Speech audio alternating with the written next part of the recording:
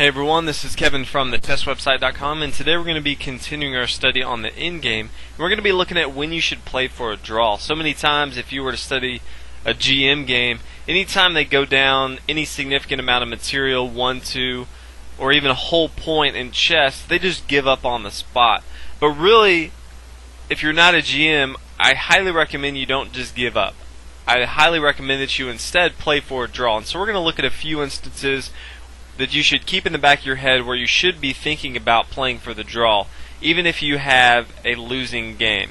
So in this case, if you look at right here and it's black's move, if black tries to move like queen to d2, trying to eye down on this g2 square, trying to checkmate the king, as you can see, black has a decisive advantage up an entire piece, this rook here on a2.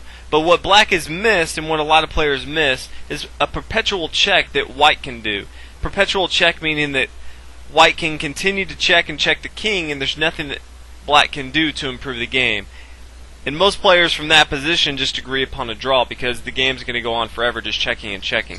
So from here, black has missed the move queen to c8. He can't bring his queen back to d8 because then white can just take on d8 and now black's going to lose. Black doesn't want to lose this game, so he's going to have to move his king.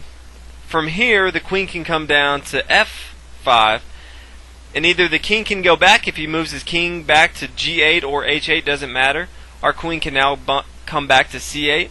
If instead he moves his king to h7 and we move our queen back to f5, let's say he tries to move his pawn to g6. Now we can capture this pawn on f7, and then the king and the queen are just going to continue to go back and forth. And this is perpetual check.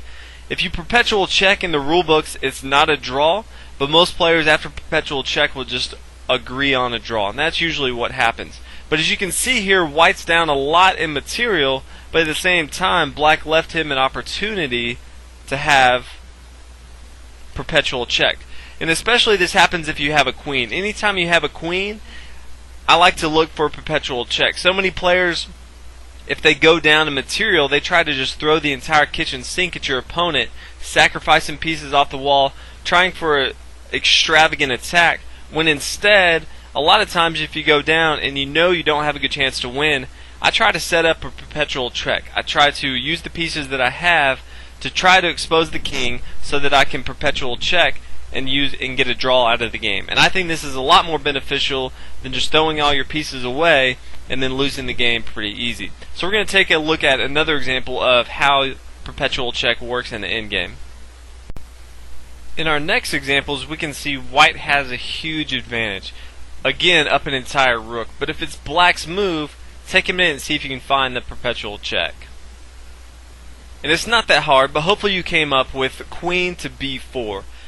And the king is going to have to move 1 of 2 places. He's going to move, well, 3 places. A2, A1, or C1. But either way, the queen can have perpetual check. If he moves to A1, we can come to A4.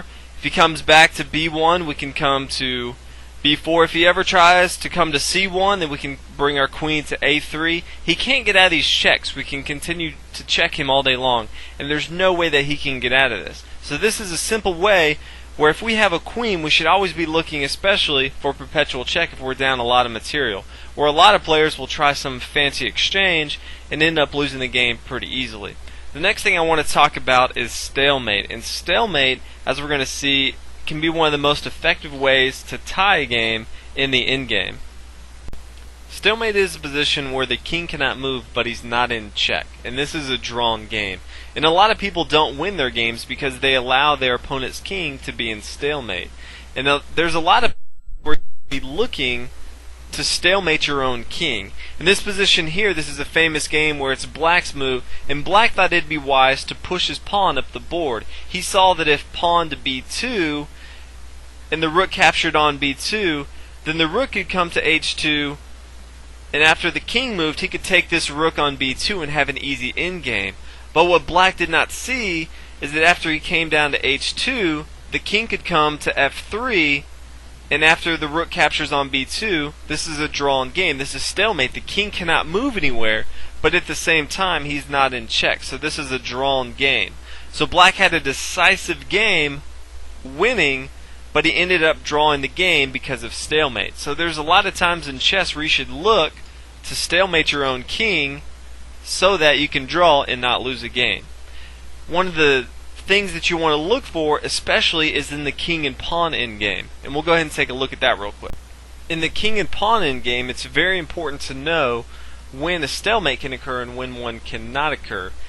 In the position, if the pawn is on the F file or the H file, or if it's on the bishop file or the rook file, however you want to look at it, it happens on both sides, the A and the C, or the F and the H. If it's on the F file or if it's on the H file, then this is going to be a drawn game. If the king can get to F8 or if the black king can get to H8, these are going to be drawn games. There's nothing white can do except to stalemate the black king. So these are a few things that you want to look at if you're in an endgame and you can see that yes, you're down a pawn and your opponent may think he can promote his pawn to a queen. If his pawn is on the F file or the H file, or on the other side on the A or the C file, and you can get your king to the 8th rank, then it's going to be a stalemate game. There's nothing your opponent can do to win the game. So these are a few things. 1, perpetual check, and 2, stalemating yourself if you need to, if you're down in material. If that's the only way to draw a game, it's much better than losing. So these are 2 things you could always think about in an endgame. Hopefully you guys enjoyed our 3rd installment of the endgame lessons. If you haven't already, please subscribe. Thanks for watching. I'll see you guys next video.